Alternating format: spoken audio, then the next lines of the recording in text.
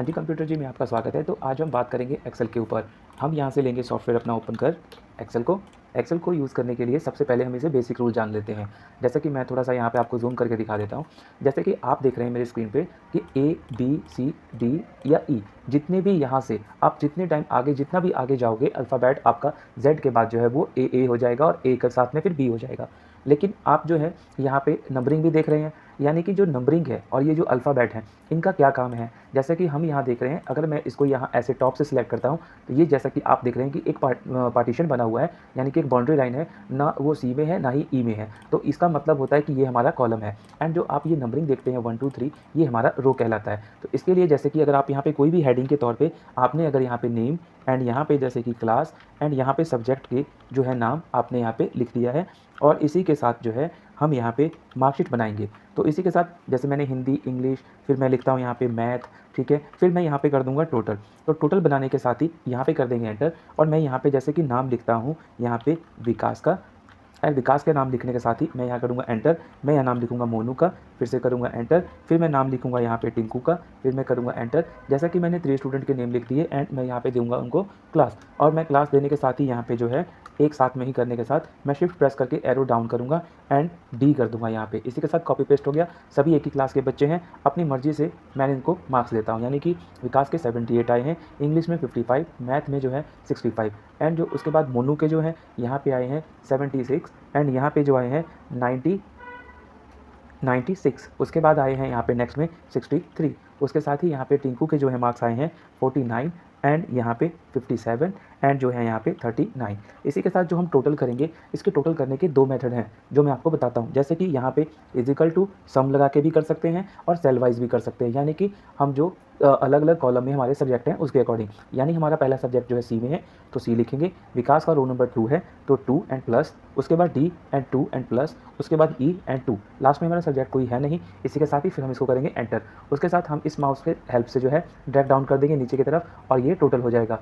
ये हमारा cell wise counting करने का मेथड था। दूसरा मेथड है इसी के साथ जो मैं टोटल निकालूंगा, आप अगर चाहो तो इसको शॉर्टकट तरीके से भी कर सकते हैं। जैसे कि आपने यहाँ पे लिखना है equal to sum and sum लिखने के साथ ही आप करेंगे ब्रैकेट को स्टार्ट एंड सब्जेक्ट वाइज इसको करेंगे सिलेक्ट एंड उसके बाद करेंगे ब्रैकेट को बंद और देखिएगा आपका यहाँ पे टोटल आ गया है। इसी के साथ सभी पे आप अप्लाई करने के लिए डबल क्लिक कर दीजिए, सभी में हो जाएगा। उसके साथ ही आप लगाएंगे सब्जेक्ट में नेक्स्ट परसेंटेज, उसके बाद निकालेंगे हम इनका रिजल्ट एंड ग्रेड। परसेंटेज निकालने के लिए आप यहाँ क्या करेंगे इक्वल टू, उसके बाद करेंगे आप अपना टोटल मार्क्स को यहाँ पे सिलेक्ट, ठीक है। तो हमारा यहाँ पे मार्क्स आ जाएगा। उसके साथ ही करेंगे इसको हम मल्टीप्लाई, यानी कि हमारा परसेंटेज हटाने के लिए 100 का फॉर्मूला यूज़ करेंगे एंड डिवाइड करेंगे हम कितने से 3 सब्जेक्ट यानी कि 300 से। तो 300 करने के साथ ही हमारा यहाँ पे जो है परसेंटेज आ गया। डबल क्लिक करने के साथ ही बाकी के भी परसेंटेज यहाँ पर आ गए हमारे पास। उसके साथ में हम निकालेंगे यहाँ पे रिजल्ट।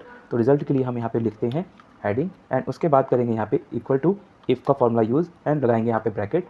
उसके साथ में हम करेंगे यहाँ पे जहाँ पे परसेंटेज है हमारा, तो परसेंटेज यानी कि जी में है 2 है रो, उसके साथ ही फिर करेंगे लेस। हम यहाँ दे देते हैं मिनिमम 30, यानी कि 30% से ऊपर जिसका भी होगा वो पास, जो नीचे आएगा वो फेल। इन्वर्टेड कॉमा में अब हम लिखेंगे यहाँ पे जो है पासवर्ड एंड करेंगे क्लोज, फिर single comma and inverted comma फिर से एंड फेल एंड ब्रैकेट कर देंगे बंद और ब्रैकेट को यहाँ पे एंटर करने के साथ ही ये पास हो गया है। उसके साथ ही जब आप इस पर डबल क्लिक कीजिएगा देखिएगा सभी पे अप्लाई हो चुका है। उसके साथ ही फिर हम यहाँ पे बनाते हैं ग्रेड, GREAD एंड ग्रेड का कॉलम बनाने के साथ ही इजिकल टू इफ़, यानी ये भी हम परसेंटेज के अकॉर्डिंग ही करेंगे। तो हम यहाँ पे लगाते हैं सबसे पहले G2 को एंड लेस देन हम इसको अबव के लिए देंगे, यानी कि 70 से ऊपर जिसके भी यहाँ पे होगा मार्क्स वो ग्रेड ए में होगा। इन्वर्टेड कॉमा क्लोज करेंगे, सिंगल कॉमा और यहाँ हम ब्रैकेट नहीं क्लोज करते हुए इफ़ का फॉर्मूला लगाएंगे और फिर से हम लिखेंगे यहाँ पे G2 एंड उसके बाद फिर से यहाँ पे निशान देंगे हम यहाँ पे ग्रेटर देन लेस करने के बाद ही 60% का एंड कॉमा लगाएंगे।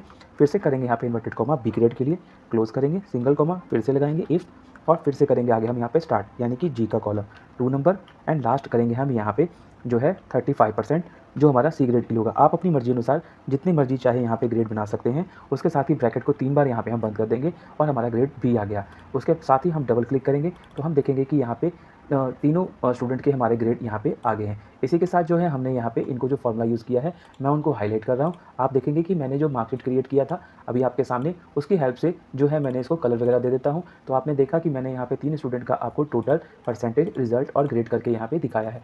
इसके साथ ही जैसे कि आपके पास फॉर्मेटिंग है वो MS वर्ड के जैसा ही है जो लास्ट वीडियो में आप मेरी देख चुके हैं। इसके साथ ही जैसे कि मान लीजिए आपने फॉर्मेटिंग को किसी को भी सेंटर में रखना है तो आप इसे सेंटर भी कर सकते हैं, राइट भी कर सकते हैं, लेफ्ट भी कर सकते हैं। तो ये आपकी मर्जी अनुसार जो है वो एडजस्ट हो सकता है। अगर आप इसे प्रिंट के लिए निकालना चाहते हैं तो जैसा कि आप अगर यहाँ पे देखिएगा प्रिंट का ऑप्शन है एंड प्रीव्यू में जाने के साथ ही यहाँ पे आपको ये बॉर्डर नहीं शो करता। इसकी हेल्प के लिए आप करेंगे यहाँ से जाएंगे एंड जाएंगे यहाँ पे ऑल बॉर्डर के लिए एंड ऑल बॉर्डर अप्लाई कर देंगे। उसके साथ ही मैं दोबारा आपको प्रीव्यू दिखाता हूँ। अब ये देखिए वो बिल्कुल रेडी है, जैसा कि हम इसे जूम की हेल्प से भी देख सकते हैं। ठीक है दोस्तों, फिर मिलते हैं अगली वीडियो में। आज के लिए इतना ही। Thank you.